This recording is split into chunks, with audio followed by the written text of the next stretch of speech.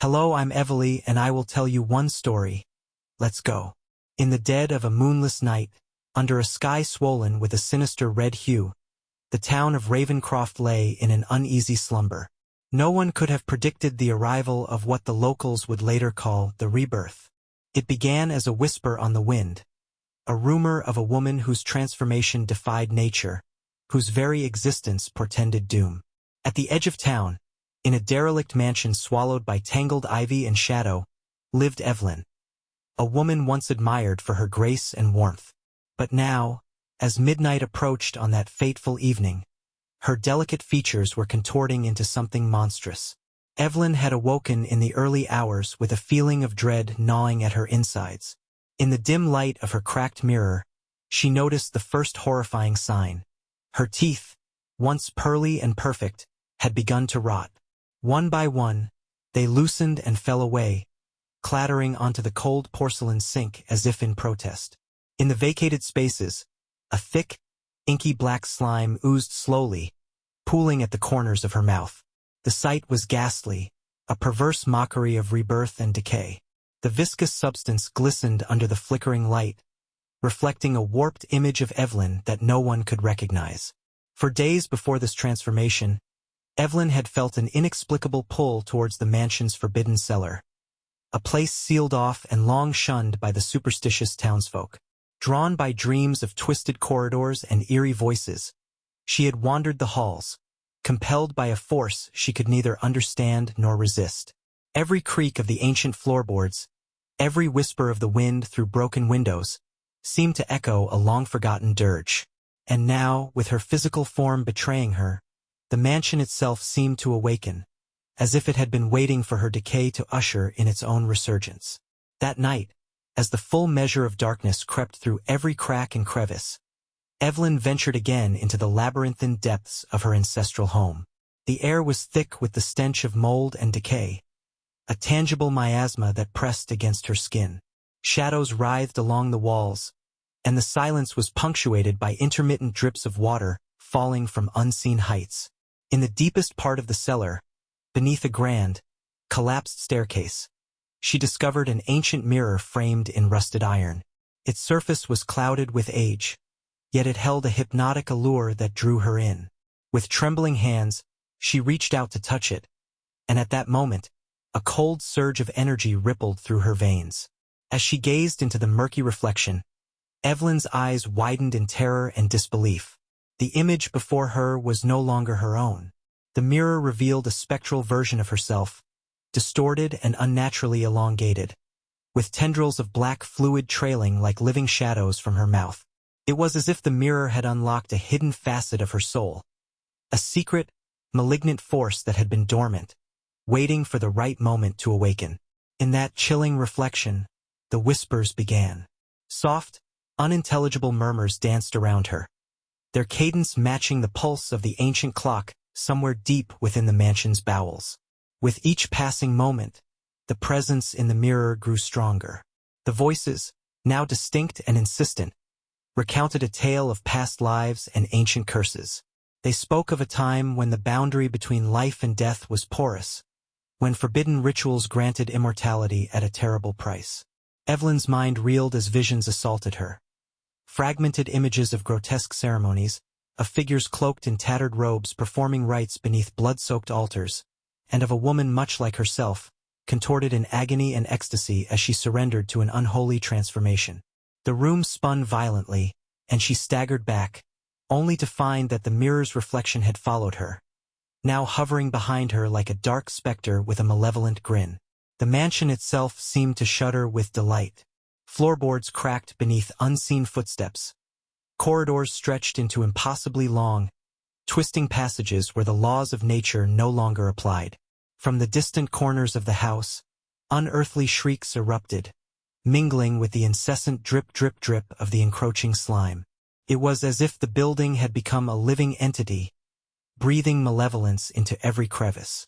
Eveline's heart pounded in her ears as she fled from room to room, seeking refuge from the horror that stalked her. But there was no escape. The walls themselves pulsed with a dreadful rhythm, guiding her toward a destiny that was both inevitable and horrific. In a final act of desperation, she barricaded herself in a dusty parlor lined with faded portraits of stern ancestors. The room, dimly lit by a single sputtering candle, offered no solace. Shadows loomed large, and the sound of scraping claws echoed along the walls. As Eveline pressed her back against the cold stone, the relentless whispers grew into a cacophony of anguish and despair. The black slime had begun to seep into every pore of her being, as if the corruption were not confined solely to her decaying mouth but was intent on consuming her entire soul. A sudden ear-splitting crash shattered the oppressive atmosphere. The heavy oak door burst open, revealing a corridor bathed in an eerie, pulsating light. Figures, gaunt, contorted silhouettes, drifted into view, their eyes hollow and their movements disjointed as if puppeteered by an unseen master. In that moment, Eveline realized with dawning horror that the mansion was not the only thing transforming. Something ancient and unspeakable had been set free, and it was now intertwining its fate with hers. The very air seemed to vibrate with malevolence, heralding a storm of nightmares yet to come. As the figures closed in, their cold, clammy hands reaching for her, Eveline's mind teetered on the brink of madness. The whispers turned into maddening laughter, and the room began to distort into a kaleidoscope of nightmares. In the midst of this surreal terror, one thought crystallized in her mind, a thought as chilling as it was inevitable. The rebirth was not an end but the beginning of something far more dreadful. And as the tendrils of black slime snaked around her trembling form, she could only wonder what unspeakable fate awaited her in the darkness beyond. The oppressive silence shattered as the mansion convulsed with malignant energy. Eveline's transformation was far from complete. The black slime, now a living shroud, spread across her body like a cursed veil. Every step she took echoed through corridors that shifted and twisted into impossible labyrinths. The once familiar walls writhed, their surfaces inscribed with pulsating, eldritch symbols that told of forgotten rites and a lineage cursed by ancient transgressions. As she fled down a corridor that seemed to stretch into infinity, Eveline's thoughts swirled with the horrifying revelations of the diary she'd discovered. The diary, written in a maddening hand, chronicled a time when her ancestor dared to bargain with death itself, a bargain that demanded the sacrifice of one's soul in exchange for eternal life. Now that bargain was manifesting in her decaying flesh. The diary's final, cryptic words haunted her: when the teeth crumble and the black tide flows, the rebirth shall be both curse and salvation, an endless cycle of horror. The words rang in her ears as the mansion's floor trembled beneath her feet. A distant, keening wail echoed through the corridors, drawing her toward a grand hall draped in shadows. Here, chandeliers swayed without cause, casting spectral light upon tattered tapestries depicting grim scenes of ritualistic torment. In the center of the hall, a colossal statue of a faceless figure loomed, its marble surface cracked and oozing the same inky substance that consumed Eveline. It was as if the statue itself was a harbinger of the ancient curse, a silent sentinel overseeing the calamity unfolding in the mansion. Suddenly, a deep rumble reverberated from beneath the floor. The ground split open, and from the chasm emerged skeletal hands, clawing their way out as if desperate to reclaim something long lost. Eveline's heart pounded with both terror and a perverse exhilaration. Each skeletal hand, encrusted with rusted remnants of iron chains, reached out to grasp at the air, drawing her ever closer to a fate she neither desired nor could escape. In that moment, the mansion's true nature was laid bare. It was not merely a building, but a living relic of a dark covenant, its every stone steeped in the blood of those who had dared to defy the natural order. The corridor ahead narrowed, funneling Eveline into a claustrophobic passage where the air was thick with decay and whispers of the damned. Here, the spectral figures from earlier reappeared, gaunt and emaciated, their eyes hollow voids that spoke of endless torment. They circled her slowly as if engaged in a macabre dance of judgment. Their voices merged into a single, dissonant chant, an ancient litany that seemed to awaken the very fabric of reality. "Embrace your destiny, become one with the curse," they intoned, their words laced with both sorrow and malevolence. Eveline's trembling hand clutched the rusted key offered by the spectral guardian in the parlor. In that instant, the key's cold metal seemed to transfer a surge of otherworldly power into her veins. The black slime racing over her skin ignited into a furious conflagration of agony and ecstasy. The mansion around her shuddered violently as if recoiling from the force of the transformation. Walls buckled and fissured, revealing flashes of a nightmarish realm beyond, a barren landscape where twisted, tormented souls wandered beneath a blood-red sky. The visions intensified. Eveline saw herself standing atop a hill of crumbling ruins, leading a legion of ghastly figures in a procession that defied death. The image was both a prophecy and a curse, a future where she was no longer a helpless victim but the embodiment of an unstoppable, ancient evil. The realization struck her like a thunderbolt. The rebirth was not a mere aberration of nature, it was the culmination of a centuries-old pact, the inevitable resurgence of a malevolent force that sought to reclaim its dominion over life and death. In the heart of the shifting passageway, Eveline discovered a forgotten chamber. The walls here were lined with murals depicting grotesque ceremonies and monstrous beings, their eyes seeming to follow her every move. At the center of the room stood an altar, slick with the same black fluid that had overtaken her. Upon the altar lay a collection of relics, a tarnished mirror, a bundle of withered, blood-stained papers, and a vial containing a pulsating, dark liquid. Drawn by an inexplicable compulsion, Eveline reached out and touched the mirror. In its warped reflection, she saw not the ravaged figure of a tormented woman but an ethereal, monstrous visage with eyes burning like coals surrounded by writhing tendrils of darkness. The chamber's silence was abruptly broken by a cacophonous crash. The ceiling collapsed and a torrent of blackened water gushed into the room.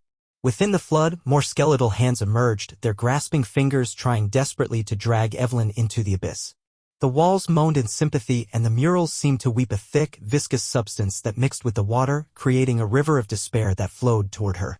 Panic surged through her, yet a strange, inexorable determination rooted her to the spot. She realized that her fate was intertwined with the mansion's malignant pulse.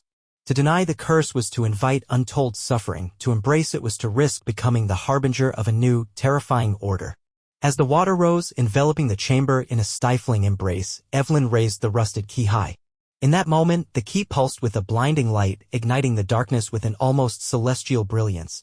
The spectral figures recoiled, their voices stifled by the sudden radiance. The key, acting as both a beacon and a weapon, tore through the shroud of decay. The black slime convulsed and shrank back as if repelled by the purity of that light, and for a fleeting heartbeat, Eveline felt the stirring of hope. But the reprieve was short-lived. The light fractured, splintering into shards that danced wildly across the room, each shard a fragment of the cursed legacy. The shattered brilliance revealed the true face of the horror, an ancient, cyclopean entity coiled in the depths of the mansion, awakened by the turmoil. Its presence was an all-consuming void, a chasm of endless darkness that threatened to engulf everything in its path. With a voice that resonated like the death rattle of 1,000 souls, the entity declared, "The cycle is complete. The rebirth is inevitable." In a surge of nightmarish power, the entity's form began to spread, seeping through the cracks of the collapsing mansion like a contagion. Eveline, now a living paradox of decay and reluctant power, stood at the epicenter of this unleashed horror. The mansion's crumbling walls, the spectral figures, the monstrous visions all converged upon her as the embodiment of a fate that could no longer be undone. The old world was perishing, and from its ruins a new reign of terror would arise. As the final vestiges of the mansion fell into ruin around her, Eveline's cry, a sound of anguish, defiance, and inevitability, echoed into the abyss. The black tide surged forth, carrying with it the remnants of a once peaceful town and heralding the dawn of an era where the boundaries of life and death were obliterated. The rebirth was no longer a whispered legend but a terrifying reality, its legacy etched into every shattered stone and every forlorn soul that wandered in the aftermath. And so, in the dying light of a cursed dawn, the world trembled at the threshold of oblivion. Eveline's transformation was complete, a tragic, harrowing metamorphosis that signaled the rise of an ancient evil reborn. The legacy of the rebirth, forged in decay and despair, would echo through eternity as a relentless reminder that some horrors are destined to endure, forever reshaping the fabric of existence. Thank you very much and see you all in the next video.